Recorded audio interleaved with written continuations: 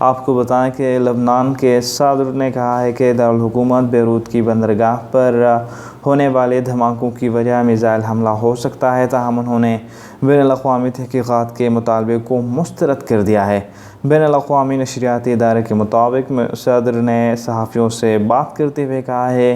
کہ ہونے والے خوفناک دھماکے جن میں کم از کم 150 افراد ہلاک ہوئے، ان کی وجہ میزائل یا بم کے ذریعے بیرونی مداخلت ہو سکتی ہے۔ یہ پہلا موقع ہے کہ لبنانی اعلیٰ عہدیدار کی جانب سے بیروت کو ہلا کر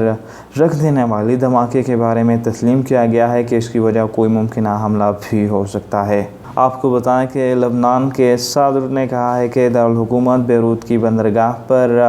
ہونے والے دھماکوں کی وجہ میزائل حملہ ہو سکتا ہے، تاہم انہوں نے بین الاقوامی تحقیقات کے مطالبے کو مسترد کر دیا ہے۔ بین الاقوامی نشریاتی ادارے کے مطابق صدر نے صحافیوں سے بات کرتے ہوئے کہا ہے کہ ہونے والے خوفناک دھماکے جن میں کم از کم 150 افراد ہلاک ہوئے، ان کی وجہ میزائل یا بم کے ذریعے بیرونی مداخلت ہو سکتی ہے۔ یہ پہلا موقع ہے کہ لبنانی اعلیٰ عہدیدار کی جانب سے بیروت کو ہلا کر